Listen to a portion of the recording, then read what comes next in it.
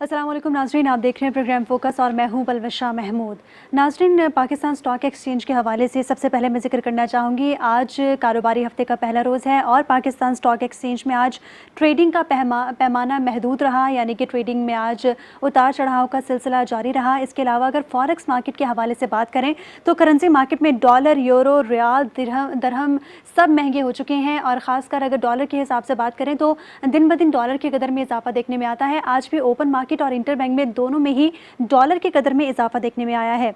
इसके अलावा वज़ीर मुमलिकत मुसद्दिक मलिक ने 3 खुशखबरियाँ सुनाई थी। अब से कुछ रोज़ कबल हफ्ते को उन्होंने गैर रस्मी गुफ्तगू की मीडिया नुमाइंदगान से और उसमें उन्होंने 3 बड़ी खुशखबरियाँ सुनाई थी, जिनमें से एक आज पूरी हो चुकी है।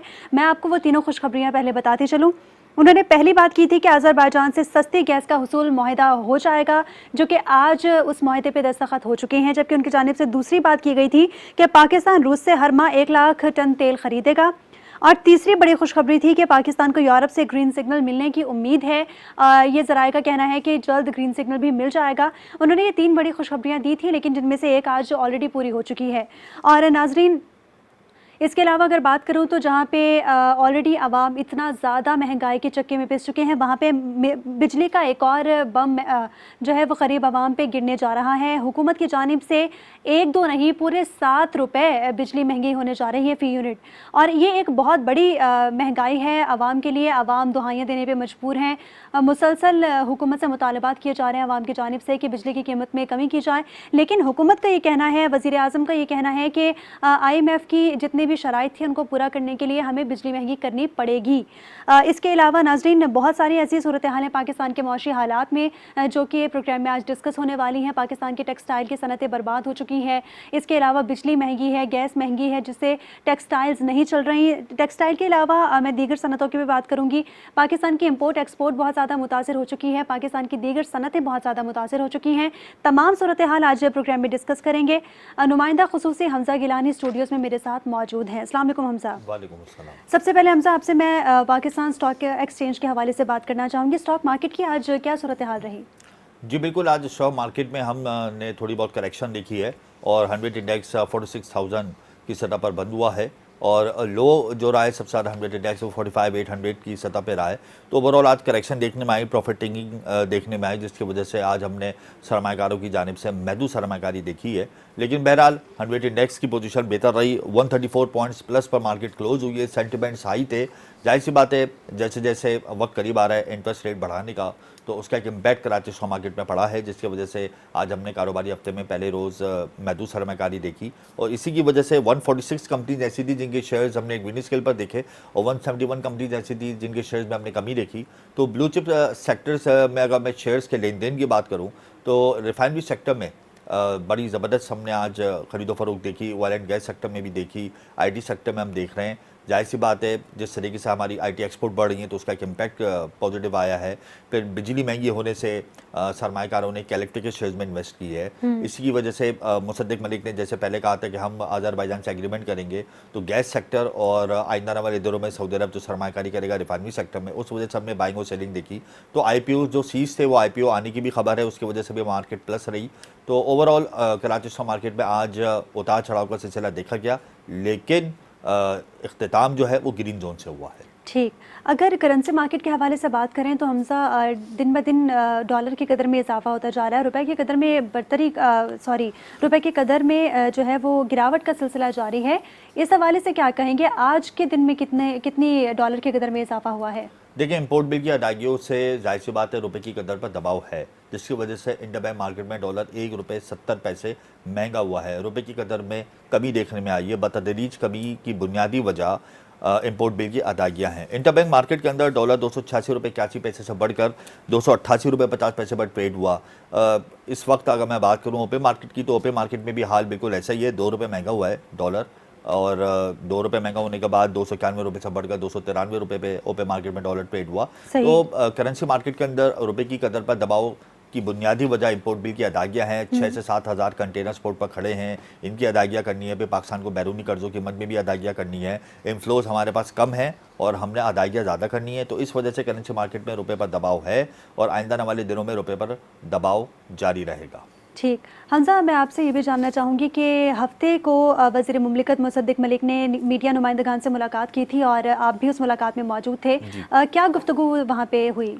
देखें, हफ्ते वाले दिन वज़ीर मुमलिकत बराए पेट्रोलियम मुसद्दिक़ मलिक ने सहाफ़ियों से गैर रस्मी गुफ्तगू की थी सुई सदन के हेड ऑफिस में, और उन्होंने 3 बड़ी खुशखबरियाँ सुनाई थी और जी। कुछ इंकशाफात भी किए थे। तो उनमें से एक तो खुशखबरी आज पूरी हो गई, और पाकिस्तान का और अज़रबैजान का जो मुआहदा हुआ है, एक तो ये खुशखबरी उन्होंने सुनाती थी और हफ्ते वाले दिन डेट हमारे सामने अनाउंस कर दी थी। ठीक। और उनका ये कहना है कि हम एक कार्गो जहाज़ हर महीने ख़रीदेंगे अज़रबैजान से, और अपनी मनपसंद शराइत पर ख़रीदेंगे। अगर हमारी ज़रूरत पूरी होगी तो हम नहीं लेंगे, और स्पॉट ये कार्गो होगा। पाकिस्तान स्पॉट कार्गो हर महीने लेगा, सही। और जो साल के 12 जहाज़ हैं। और फिर उन्होंने दूसरी खुशखबरी दी थी कि सऊदी अरब रिफाइनरी सेक्टर में 10 से 14 अरब डॉलर की सरमायाकारी करेगा, और उनकी कोशिश, उन्होंने कहा था कि कोशिश होगी हुकूमत की कि जाने से पहले पहले हम ये मुआहदा कर जाएँ। तीसरी उन्होंने खुशखबरी दी थी कि पाकिस्तान रूस से 1 लाख टन तेल इंपोर्ट करेगा। इसकी डील भी हतमी मराइल में दाखिल हो चुकी है, यानी सालाना 12 लाख टन तेल रूस से इंपोर्ट किया जाएगा। तो ये 3 बड़ी खुशखबरियाँ उन्होंने सुनाई थी। आज एक खुशखबरी पूरी हो गई। उसके बाद उन्होंने अहम इंकशाफात किए। उनका कहना था कि मुल्क में जारी पेट्रोलियम स्मगलिंग से मुल्क की मईशत को 120 अरब रुपए का नुकसान हुआ है, जबकि फर्टिलाइज़र सेक्टर को जो गैस सब्सिडी दी जा रही है, उस पर उनका ये कहना था कि अगर फर्टिलाइज़र को हम गैस सब्सिडी ना दें और डायरेक्ट किसान को दे दें तो इससे ज़्यादा फ़ायदा होगा, क्योंकि गैस सब्सिडी देने से फर्टिलाइज़र को तो फ़ायदा है, दूसरी सनतों को फ़ायदा नहीं है। इस हवाले से उनका कहना था कि जो मुआहदे किए गए हैं गुज़िश्ता हुकूमत में, वो ख़त्म हो रहे हैं और नए मुआहदे नई शराइत पर होंगे। ठीक है, नए मुआहदे नई शराइत पे होंगे। नाज़रीन, मुसद्दिक़ मलिक ने अपनी गुफ्तगू में क्या कहा, आइए आपको भी सुनवाते हैं। खुशखबरी ये है कि इंशाल्लाह सऊदी अरब के साथ हम एक डील करेंगे 10 से 14 बिलियन डॉलर की। इंशाल्लाह रिफाइनरी के हवाले से हमारी टीम्स बड़ी यकसुई के साथ उनके साथ काम कर रही हैं और बड़ी तेज़ी से आगे बढ़ रही हैं फिनिशिंग लाइन पे। गैस की तरफ आ जाए, मैंने कहा आपको कि मैं सस्ती गैस लेके आऊँगा। 24 तारीख को मंडे को हमारा एग्रीमेंट साइन हो रहा है अज़रबैजान के साथ। उस एग्रीमेंट की तफसीलात ये हैं कि अज़रबैजान हर महीने हमें एक कार्गो देगा। हर महीने हम 1 लाख टन के करीब तेल लेकर आए, ये हमारा टारगेट। फर्टिलाइज़र को आप सब्सिडी इस वजह से देते हैं कि किसान को सस्ती खाद मिले, कोई और तो पर्पज़ नहीं है ना। फर्टिलाइज़र को पूरी कीमत पे गैस दे दें और एक रीज़नेबल प्रॉफिटेबिलिटी उनकी होनी चाहिए, जो ज़रूर होनी चाहिए। और जो भी भाव बनता है उसमें जो आपने सब्सिडी देनी है, हमारे पास अब नादरा का पूरा डेटाबेस पड़ा है, तो आप किसान को जाके डायरेक्टली उतने पैसे दे दें ताकि वो सस्ती खाद खरीद सके। ये फैक्ट्रियों को सब्सिडाइज करने का तो मुझे मामला समझ नहीं आता, उससे क्या फ़ायदा, किसको फ़ायदा होगा। नाज़रीन, आपने वज़ीर मुमलिकत मुसद्दिक़ मलिक की गुफ्तगू सुनी। उनका ये कहना था कि LNG का मुआहदा हो जाएगा। उन्होंने 3 बड़ी खुशखबरियाँ दी थी। इसी पर बात करने के लिए हमें ज्वाइन किया है डॉक्टर शाहिदा वज़ारत ने, मौशी तज्ज़ियाकार हैं। अस्सलाम वालेकुम डॉक्टर शाहिदा साहिबा। वालेकुम अस्सलाम जी। जी, मैं आपसे ये पूछना चाहूँगी शाहिदा साहिबा कि वज़ीर मुमलिकत ने 3 बड़ी खुशखबरियाँ दी थी, जिनमें से एक ऑलरेडी आज पूरी हो चुकी है। 2 मज़ीद खुशखबरियों की पेशगोई उन्होंने की थी और आने वाले वक्तों में इंशाल्लाह वो भी पूरी हो जाएंगी। इस तमाम तर सूरत हाल को आप किस तरह देखती हैं?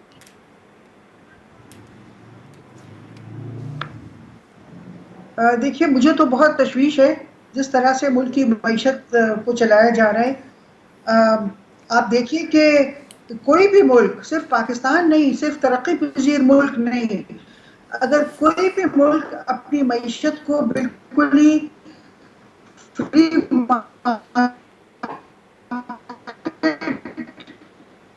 और मार्केट फोर्सेस के हवाले कर देगा तो जाया जा रहा है।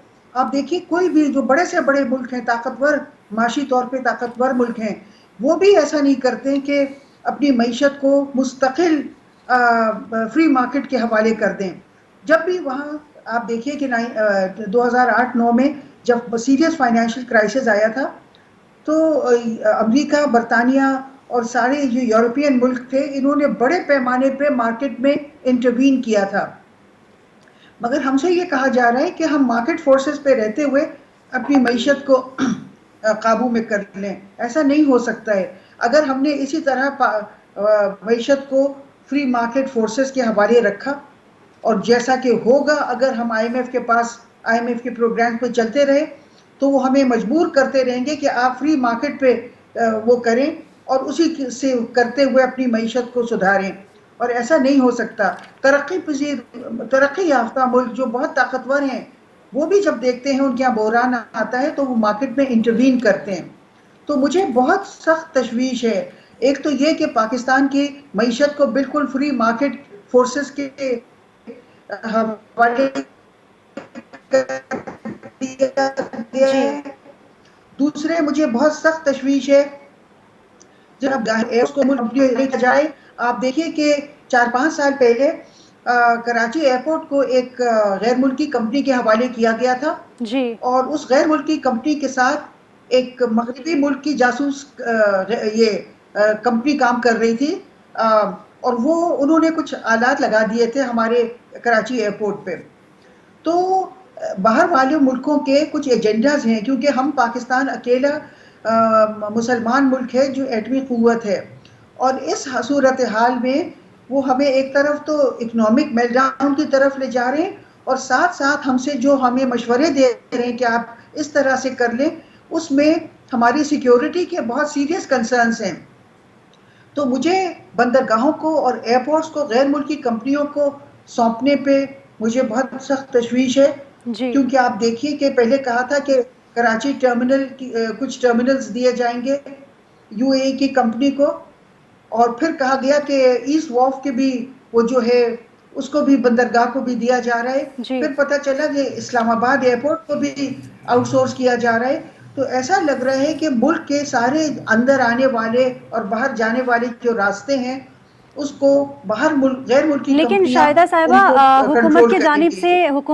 से एक जानिब तो ये भी कहा जा रहा है कि अगर ये तमाम फैसले ना करते तो मुल्क ना जाने किस नहज पे जा पहुंचता, क्योंकि ऑलरेडी पाकिस्तान के माशी हालात इस कदर स्टेबल नहीं है कि पाकिस्तान ये फैसले किए बगैर रह सके।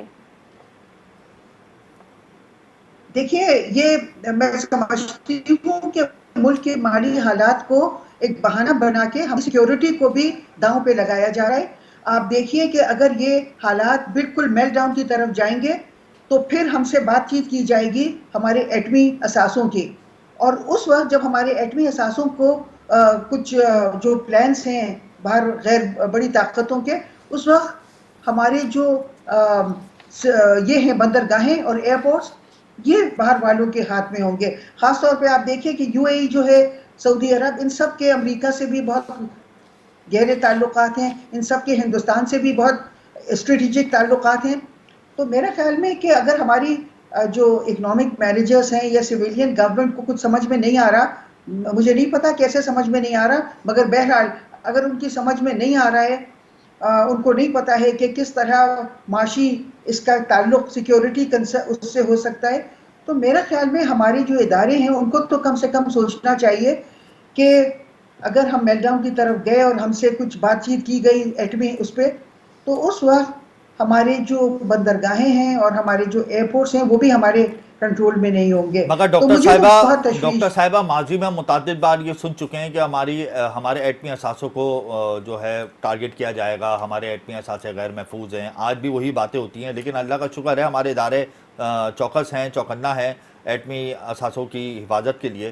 तो आपको नहीं लगता कि हमने ऐसी पॉलिसी बनाई भी है और जो इंटरनेशनल एजेंडा है उसको हम कामयाब नहीं होने देंगे? जी, मुझे तो, मैं आपको बता रही हूँ ना, क्योंकि हमने तो खुद देखा है माजी में कि जब कराची एयरपोर्ट को आउटसोर्स किया गया था कुछ साल पहले, तो वो जो बाहर की कंपनी थी उसके साथ कुछ कंपनीज थी, वेस्टर्न कंपनीज पे, और तो मुझे तो बहुत तशवीश है। मगर अगर सब लोग बहुत मुतमईन हैं तो मेरे ख्याल में हो सकता है कि ऐसी कोई बात हो जो उनको पता हो, जो मुझे नहीं पाकिस्तान तो इस पता वक्त आईएमएफ के है। प्लान के मगर बगैर मुझे नहीं तो सर्वाइव बहरहाल कर तशवीश सकता। है। डॉक्टर साहिबा, आईएमएफ के बगैर तो हम सर्वाइव नहीं कर सकते इस वक्त।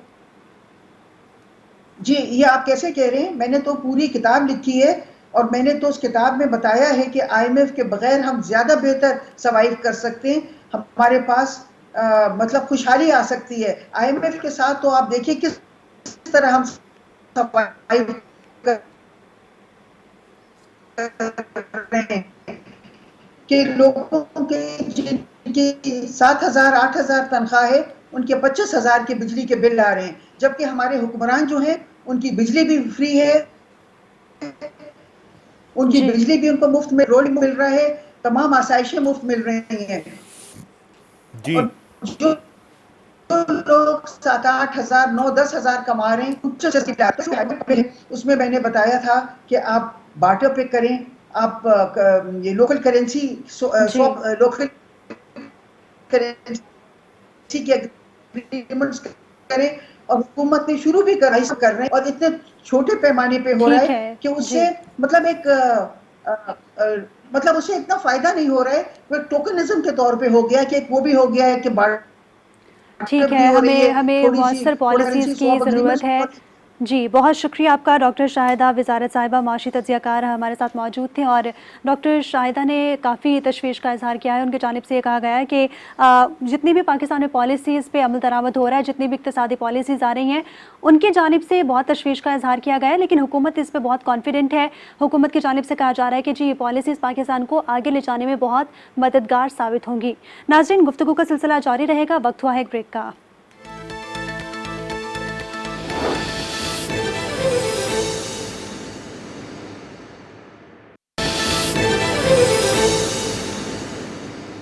वेलकम बैक नाज़रीन। प्रोग्राम में गुफ्तगू का सिलसिला जारी है। एक जानिब तो गरीब आवाम बहुत ज़्यादा दुहाई देने पे मजबूर है, हर एक चीज़ इतनी ज़्यादा महंगी हो चुकी है। दूसरी जानिब हुकूमत ने बिजली की कीमतों में फ़ी यूनिट 7.5 रुपये का इजाफा कर दिया है, जिससे आवाम तो परेशान है ही। इसके अलावा अगर इंडस्ट्रीज़ के हवाले से बात करें तो टेक्सटाइल इंडस्ट्री या फिर पाकिस्तान की दीगर जितनी भी इंडस्ट्रीज़ हैं, उनको भी बहुत ज़्यादा मसाइल का सामना है। हमें ज्वाइन कर चुके हैं आसिफ इनाम साहब, चेयरमैन हैं और पाकिस्तान टेक्सटाइल मिल्स एसोसिएशन। अस्सलाम वालेकुम आसिफ साहब, आपसे मैं ये जानना चाहूँगी कि इंडस्ट्रीज़ को किन मसाइल का सामना है। ऑलरेडी इंडस्ट्रीज़ तबाही के दहाने पे पहुँच चुकी हैं और हुकूमत की जानिब से बिजली महंगी करने का ऐलान कर दिया गया है। कैसे होगा सर्वाइवल आगे? जी अस्सलाम वालेकुम। इसमें देखिए, इंडस्ट्री जो है वो गैस और बिजली दोनों इस्तेमाल करते हैं। तो गैस के अंदर तो कल अल्हम्दुलिल्लाह पंजाब की हद तक तो पूरी पॉजिटिव न्यूज़ मिल गई है कि वो गैस सप्लाई जो है वो रिस्टोर रहेगी, तो उससे किसी हद तक मिटिगेट होंगे प्रॉब्लम। बिजली अलबत्ता आज हमने कोशिश की है, आज नेपरा में हियरिंग भी थी कि टेक्सटाइल का टैरिफ जो है या एक्सपोर्ट टैरिफ अलग किया जाए, जिसमें कोई सब्सिडी इन्वॉल्व नहीं हो। जो क्रॉस सब्सिडी जो है वो जो दी जा रही है, जो दूसरी मदों का है, वो हम पे बर्डन नहीं डाला जाए। तो होपफुली कि अगर ये रिजॉल्व होता है तो बिजली का भी मसला रिजॉल्व हो जाएगा। तो आपको पता है कि इस साल का हमारा टारगेट $26 बिलियन था और लास्ट ईयर तकरीबन 20 बिलियन से ऊपर अचीव हो गया था। तो बहुत उम्मीद थी कि इस साल खाली टेक्सटाइल की एक्सपोर्ट ही हो जाएंगी। हमारे पास पूरा पोटेंशियल है, तकरीबन $6 बिलियन का इन्वेस्टमेंट हुआ हुआ है, जो वेरी इजीली $6 बिलियन में इनकॉर्पोरेट हो जाएगा अगर ये एनर्जी और ये तमाम मसाइल पर तवज्जो दी जाए। लास्ट ईयर थोड़ी सी प्रॉब्लम आई थी, अवेलेबिलिटी ऑफ रॉ मटेरियल की भी, क्रॉप भी खराब थी और इम्पोर्ट में भी ज़ाहिरी बात है प्रॉब्लम आ गए थे फाइनेंशियल। इस साल क्रॉप भी बेहतर लग रही है और इंशाल्लाह आगे चल के बेहतर हालात लग रहे हैं होपफुली। मगर इसमें आसिफ साहब जरूरत है। ये इंडस्ट्री चलेंगी कैसे? -9.9% पे लार्ज मैन्युफैक्चरिंग स्केल के नंबर्स पहुंच गए हैं, interest rate all time high जी, है, ये तो देखिए बिजली हमें इतनी बिजली का महंगी है, सिस्टम कैसे तो होगा पूरा ये सब? ओवरऑल करना पड़ेगा। बिजली का सिस्टम पूरा ओवरऑल करना पड़ेगा। इसके अंदर रेडिकल स्टेप लेने पड़ेंगे, चाहे रिडंडेंट प्लांट हो, उनके साथ क्या करना है ये गवर्नमेंट को भी आइडिया है। एंड लेट्स होप के they take all these step. क्योंकि देखिए रीजन में जैसे हम पहले बात करते थे कि 7 सेंट 8 सेंट हमारे पड़ोसी की बिजली है, वो ग्रेजुअली अब 6 सेंट 5 सेंट की तरफ जा रहे हैं। वो ऐसी चीजें एम कर रहे हैं जिससे उनकी एवरेज ऑफ दी मिक्स जो है वो कम, उससे कम होता जा रहा है, जबकि अनफॉर्चुनेटली हमारा जो है वो कम होने के बजाय बढ़ रहा है। तो इस वक्त अगर आप 42 रुपए की बिजली का आप सेंट बनाएं तो ये तो कोई 18 सेंट बनती है, तो 3 गुना तकरीबन पड़ोसियों से ज्यादा हो जाती है। तो इस पे एक्सपोर्ट और इंडस्ट्री चलाना बड़ा मुश्किल हो जाएगा। IMF कह रहा है कि मजीद बिजली महंगी करें। हुकूमत ने बिजली का एक यूनिट 7.5 रुपये बढ़ाने का फैसला कर लिया है, नेपरा ने फैसला महफूज भी कर लिया है इस हवाले से। अब आप ये जी बताएं कि आइंदा आने वाले दौर में इंटरेस्ट रेट भी बढ़ जाएगा, इस जी इंटरेस्ट रेट पर, इस बिजली पर क्या हम लोग $30 अरब जो हमने एक्सपोर्ट का टारगेट रखा है वो अचीव कर पाएंगे? जी, मुझे तो थोड़ा डिफिकल्ट लगता है, क्योंकि इस साल भी $30 अरब नहीं हुए, तो नेक्स्ट ईयर तो ग्रोथ तो अभी इतनी नहीं नजर आ रही अनलेस ये चीजें हो एड्रेस ना पूरी। जैसे होनी शुरू हुई है, कुछ तो हुई है। जैसे मैंने आपसे अर्ज किया कि गैस का काम तो बेहतर हुआ है और कराची में भी जाहिर बात है कुछ लोग मतलब सिंध में जो है वो एग्री करके लोगों ने जो है वो आप समझे डिफॉल्ट कर दिया था एग्रीमेंट पे, तो अब वो आज मेरे ख्याल में उसको भी रिडायरेक्ट किया है एंड होपफुली यहाँ का भी मसला हल हो जाएगा। सप्लाई और वो तमाम होने से फिर प्रोडक्टिविटी बढ़ेगी इंशाल्लाह। अच्छा आसिफ साहब, कुछ दिन कबल आपकी मुलाकात हुकूमत से हुई, हुकूमती नुमाइंदगान से हुई, किस किस से मुलाकात हुई, उन मुलाकातों का क्या निचोड़ निकला, उस हवाले से थोड़ा आगाह करें। जी देखिए, उन्हीं मुलाकातों का नतीजा जो मैं आपको बता रहा हूँ ना कि आज गैस के मसाइल जो है वो पंजाब के तो तकरीबन अल्हम्दुलिल्लाह ऑलमोस्ट 100% हल हो गए। अब सिर्फ मसला उन लोगों का रह जाएगा कि जो बिजली चला रहे हैं, तो उसके लिए भी we are working on everything के जो एक्सपोर्ट ओरिएंटेड सेक्टर का जो है वो टैरिफ विद इन टैरिफ अलग हो जाए, जो IMF में कोई रुकावट नहीं है। IMF ये नहीं कहता कि जो क्रॉस सब्सिडी है या वो है किस तरीके से पूरा करें, तो हम तो यही कहते हैं कि जो नॉन पेमेंट्स हैं दूसरे लोगों के वो आप कम से कम एक्सपोर्ट सेक्टर पर ना डालें। तो let's see what is come out. काम पूरा जारी है, एफर्ट्स तो हो रहे हैं। मतलब आप समझते हैं कि आइंदा आने वाले दिन एक्सपोर्टर के लिए, खास तौर पर टेक्सटाइल एक्सपोर्टर के लिए बहुत अच्छे हैं, टारगेट अचीव हो जाएगा? ऐसी बात नहीं है, मैं आपको बता रहा हूँ कि जो कुछ चीजें रीएड्रेस हो रही हैं जो पहले नहीं हो पाई थी और due to uncertainty of IMF वगैरह, अब वो चीजें एड्रेस होनी शुरू हुई है। ऑब्वियसली अब वो चीज एड्रेस हो जाएंगी तो उसके बेहतर नतीजे होंगे इंशाल्लाह। मगर ये बिजली आपको यकीन दहानियां मिल गई हैं कि रीएड्रेस होंगी चीजें, यकीन दहानियां करा दी आपको? जी देखिए, अब वी ऑल्सो अंडरस्टैंड कि इस वक्त बहुत बड़ा उनके साथ जो है वो फाइनेंशियल क्रंच है, तो इसमें लेट्स होप कि कोई विन विन पोजीशन आ जाए। ठीक है आसिफ साहब, already we are hoping for the best कि मुल्क के लिए बेहतर हो और इंडस्ट्रीज़ के लिए बेहतर हो, लेकिन इन केस अगर ये तमाम यकीन दहानियाँ धरी की धरी रह जाती हैं, अगर टारगेट फिर से मिस हो जाता है, बिजली के नर्ख में मजीद इजाफा होता है IMF के कहने पे, आप क्या समझते हैं पिछले साल के मुकाबले में अगले साल, अगले आने वाले साल तक पाकिस्तान कितना एक्सपोर्ट का टारगेट मिस कर सकता है और पाकिस्तान की मईशत को इस हवाले से कितना नुकसान हो सकता है? जी देखिए, हमारे जो ग्रुप लीडर हैं गौहर भाई, वो पहले ही कह चुके हैं कि ये जो 17 बिलियन हम इस साल हैं ये हम ग्रेजुअली घटते घटते 12-14 की तरफ चले जाएंगे। बिल्कुल ऐसे ही। ये तो एक डिक्लाइनिंग ट्रेंड है जो कंटिन्यू रहेगा unless these are fully restored और उनकी सप्लाई मजीद और तमाम चीजें एड्रेस की जाए। क्योंकि देखिए गैस तो जिनको अवेलेबल है उनको है सिर्फ ना, तो अब जो नए कनेक्शन है जो LNG पे है या जो टोटल बिजली पे है उनके मसाइल भी हल करने होंगे ना, ताकि वो फैक्ट्रियां जो लगी भी खड़ी हुई हैं वो चालू हों और मतलब उसके अंदर करें हिस्सा। आसिफ साहब, उम्मीद क्या है, कितने सेंट कमी हो सकती है बिजली, जो इंडस्ट्रियल यूनिट को जो बिजली दे रहे हैं, कितने सेंट कमी हो सकती है, उम्मीद क्या है आपको? जी देखिए, हम लोगों ने तो मिडवे प्रपोजल क्या दिया था आप लोगों ने? देखिए हम लोगों ने तो 9 सेंट का ही आप देखें कि जब 9 सेंट का रेट था तो आपकी ग्रोथ जो है वो 20-25% आई थी। बिल्कुल। अब अनफॉर्चुनेटली ये बात हम मानते हैं कि पिछले भी उन्होंने दे दिया था जो मार्च में विड्रॉ किया है करंट गवर्नमेंट ने, मगर उसमें जाहिर बात है क्रॉप शॉर्टफॉल और LC खुलने की वजह से रॉ मटेरियल की अवेलेबिलिटी के इशू आ गए थे। अगर वो नहीं होते तो शायद इतना बड़ा लॉस नहीं होता। मतलब बेस तो ठीक हो गया था हमारा अक्टूबर में जी। मगर आसिफ साहब, आपने प्रपोजल क्या दिया है, हुकूमत ने क्या कहा है? जी हमारी तो वही रिक्वेस्ट है कि 9 सेंट किया, उसके बाद हम लोगों ने क्रॉस सब्सिडीज हटा के जो प्रपोजल बनता है वो 30 रुपए के करीब या 28 रुपए ऐसा बनता है, तो अगर वो हो जाएगा तो फिर टेक्सटाइल का जो है वो पूरा टैरिफ। और हुकूमत ने क्या यकीन दहानी कराई है कि हाँ इसमें यकीन दहानी तो देखिए अभी कोई भी नहीं है। अभी तो आज नेपरा में हेयरिंग थी, वहाँ हमने अपनी ऑब्जर्वेशन वगैरह सारी जमा कराए। लेट्स सी कि नेपरा क्या डिसीजन देती है और फिर जाहिर बात है उसको ECC ने अडॉप्ट करना पड़ेगा, तो उसके बाद ही वो मतलब ये अभी मुस्तकबिल में फैसला होगा कि क्या रिलीफ मिलेगा। अभी कोई यकीन दहानियां नहीं कराई हैं, कमी क्या? मतलब हमारे एफर्ट्स तो पूरे जारी हैं कि ये हो, क्योंकि मतलब एक्सपोर्ट देखिए 1 बिलियन लेना तो कर्जा में हमें क्या हाल हो गया, तो ये तो हमारी बिलियंस ऑफ डॉलर की एक्सपोर्ट खराब हो गई है। तो आप देखें 3-4 बिलियन डॉलर आप एक्सपोर्ट से कमा ले तो पूरे IMF के प्रोग्राम से आइंदा आने वाले दिनों में आपकी कोई मीटिंग सेट है, क्योंकि हुकूमत तो जाने वाली है अर्जेंट बेसिस पे? जी मतलब काम हो रहा है इस वक्त। मैंने आप अर्ज किया ना कि नेपरा की आज हेयरिंग है, बिल्कुल फैसला महफूज देते हैं तो उसके बाद let's see after their decision के उसको कोशिश पूरी जारी है कि जाने से पहले ये चीजें ठीक हो जाएं ताकि हमें मुल्क को नुकसान ना हो। ठीक है, बहुत शुक्रिया आपका आसिफ इनाम साहब, चेयरमैन एप्टिमा हमारे साथ मौजूद थे। उनकी जानिब से भी ये कहा गया कि बिजली के नर्ख मज़ीद बढ़े हैं, इसके हवाले से इंडस्ट्रीज़ तबाही के दहाने पे हैं, लेकिन आसिफ इनाम साहब फिर भी पूरी उम्मीद थे कि ऑलरेडी मुल्क इतनी ज़्यादा तबाही के दहाने से निकला है, डिफ़ॉल्ट होने के ख़तरे से निकला है IMF की वजह से, तो यकीनन आगे आइंदा आने वाले वक्तों में पाकिस्तान के इंडस्ट्रीज़ बेहतर हो जाएंगी। नाज़रीन, गुफ्तगू का सिलसिला जारी रहेगा, वक्त हुआ है एक ब्रेक का।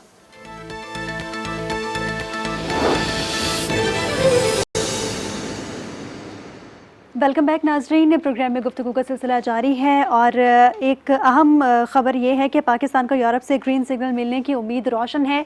ज़राए के मुताबिक यूरोप ने PIA को रिमोट ऑडिट में क्लीन चिट दे दी है। इसके अलावा पाकिस्तान के 3 बड़े एयरपोर्ट्स आउटसोर्स करने का मामला, आउटसोर्स करने से मुल्की मईशत को कितना फ़ायदा होगा, इस तमाम तर सूरत हाल पर बात करने के लिए हमें ज्वाइन कर चुके हैं मोहम्मद सैफुल्लाह, तर्जुमान हैं civil aviation authority of Pakistan के। बहुत शुक्रिया सैफुल्लाह साहब, आपने हमें टाइम दिया। आपसे मैं ये जानना चाहूँगी कि ये तमाम तर मामला है, अच्छी खबर है पाकिस्तान के लिए, इससे पाकिस्तान के मईशत को कितना फ़ायदा होगा? जी देखें, वो आपने शुरू में जिक्र किया PIA ऑडिट का, तो वो एक उनका ऑनलाइन ऑडिट था जिसमें वो क्लियर कर गए। बड़ी अच्छी खबर है ये। इसके बाद सितंबर में EASA जो यूरोपियन सिविल एविएशन एजेंसी है वो आएंगे और वो यहाँ पे फिजिकल ऑडिट भी करेंगे। तो बड़ी कवी उम्मीद है कि उसमें भी इंशाल्लाह क्लियर हो जाएंगे और फिर उसके बाद हमारे मुल्क से जो परवाजें हैं वो बरतानिया और यूरोप जाना शुरू हो जाएंगी। इसका लामोहला इंतहाई मस्बत असर पड़ेगा हमारी मईशत पे जब ज़र मुबादला आएगा। तो ज़र मुबादला पे एक अच्छा इम्पैक्ट पड़ेगा। आप क्या समझते हैं कि पाकिस्तान के तीन बड़े जो एयरपोर्ट्स हैं जिनका कंट्रोल अभी हम लोग देने जा रहे हैं, उनको कौन संभालेगा? देखिए, ये तो अभी एक प्रोसीजर है जो कि विफाक जो है पाकिस्तान का वो देख रहा है और उस प्रोसीजर के मुताबिक बिडिंग होगी। जो भी कंपेटिटिव, जो भी सबसे बेहतर बिडर होगा फिर उसको ये दे दिया जाएगा। इसमें कोई फेवरेटिज्म नहीं है, मेरिट पे तमाम फैसले होंगे और इससे एक कंपेटिटिवनेस की फिजा बनती है कि सबसे बेहतर जो है वो लोग। और दुनिया में भी यही ट्रेंड है कि एयरपोर्ट्स को आउटसोर्स किया जाता है, क्योंकि अब जो मुल्क हैं वो एयरपोर्ट्स नहीं चलाते, कंपनियां चलाती हैं।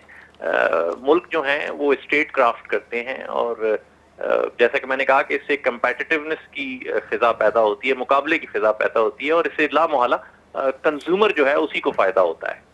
अच्छा सैफ साहब, एक अवामी सवाल है। एक आम आदमी ये समझ रहा है कि आउटसोर्स करने का मतलब ये है कि हमने एयरपोर्ट बेच दिए। हुकूमत ने मुल्क के 3 बड़े एयरपोर्ट्स का सौदा कर दिया। कतर, UAE, सऊदी अरब इनको ठेके पे लेना चाह रहा है, या एक आम आदमी समझ रहा है कि इनको बेच दिया गया, वो लेना चाह रहे हैं। तो ये आउटसोर्सिंग का मतलब क्या है? एक आम आदमी इसको किस तनाजुर में ले रहा है, उस हवाले से थोड़ी सी वजाहत करते हैं।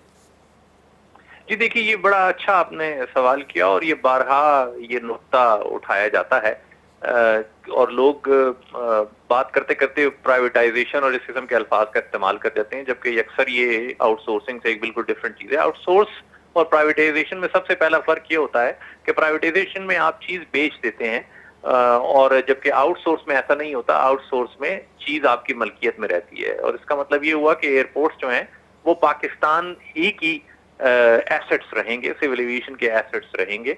सिर्फ सर्विस डिलीवरी जो है उसके लिए कंपनी हायर की जाएगी कुछ अरसे के लिए। वो डिपेंड करता है कि जो पेड्स और वो प्रोसीजर जो IFC हमने हायर की हुई है वो इसके RFPs वगैरह बना रहे हैं और ऑलमोस्ट बना लिए हैं।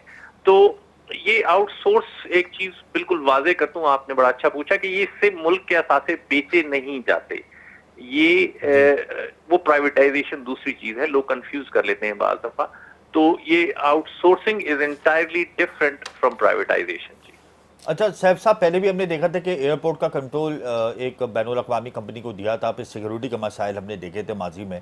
तो आपको नहीं लगता कि अगर हम ये आउटसोर्स कर देते हैं तो इससे सिक्योरिटी के मसाइल आएंगे, कुछ फैड हो सकती है? इस हवाले से क्या प्लानिंग की है? नहीं देखिए, ये जो हुकूमती इदारे हैं वो जो रेलेवेंट इदारे हैं वो इस चीज को देख रहे हैं। जाहिर है मेरा उससे डायरेक्ट बराह रास्त उस पर मैं कमेंट नहीं कर सकता। वो इस पर देख रहे हैं और देखभाल के बेहतरी फैसला होगा। अच्छा, ये बिड की आपको क्या लगता है, ये जो बिड होगी आउटसोर्सिंग की, तो ये क्या इस महीने मुतवक्के है या आइंदा माह मुतवक्के है? इसके हवाले से कोई डेट के हवाले से आप हमें बता सकते हैं? जी बस मैं ये कहूंगा कि ये महीनों की बात नहीं है, ये कोई यूं समझ लें कि कुछ एक हफ्ते की बात है, 2 हफ्ते की बात है बस। जी ठीक। मैं आपसे ये जानना चाहूँगी सैफुल्लाह साहब कि ये तमाम तर सूरत हाल, पाकिस्तान के 3 बड़े एयरपोर्ट्स आउटसोर्स तो होने जा रहे हैं, लेकिन जितना भी सिविल एविएशन को खसारे का सामना है, क्योंकि ऑलरेडी मुल्क बहुत ज़्यादा चैलेंज से दो चार है, तो तमाम खसारे सिविल एविएशन के पूरे हो जाएंगे आउटसोर्सिंग से? देखिए, सिविल एविएशन को खसारे का सामना नहीं है जी। सिविल एविएशन तो एक इंतहाई मुनाफा बख्श इदारा है, और आपने अभी देख लिया है कि इसको मजीद एफिशिएंट बनाया जा रहा है। आपने देखा कि अभी 2 बिल मंजूर हुए हैं, एयरपोर्ट अथॉरिटी एक्ट और सिविल एविएशन जो रेगुलेटरी है, ये दोनों अलहदा हो गए हैं। ठीक। तो इनको इस तरह करने का मकसद, एक तो बैनुल अक़वामी जो सिविल एविएशन है उनकी रिक्वायरमेंट्स भी हैं, और फिर जाहिर है कि जब आउटसोर्सिंग वगैरह के जो अभी इनिशिएटिव्स हैं गवर्नमेंट के, तो उससे पहले ये काम करना जरूरी थे। इससे मजीद जो मैनेजमेंट है इस सिविल एविएशन की, जो मुल्क की शहरी, जो हमारी शहरी हवाबाजी है, उसकी मैनेजमेंट बेहतर होती है।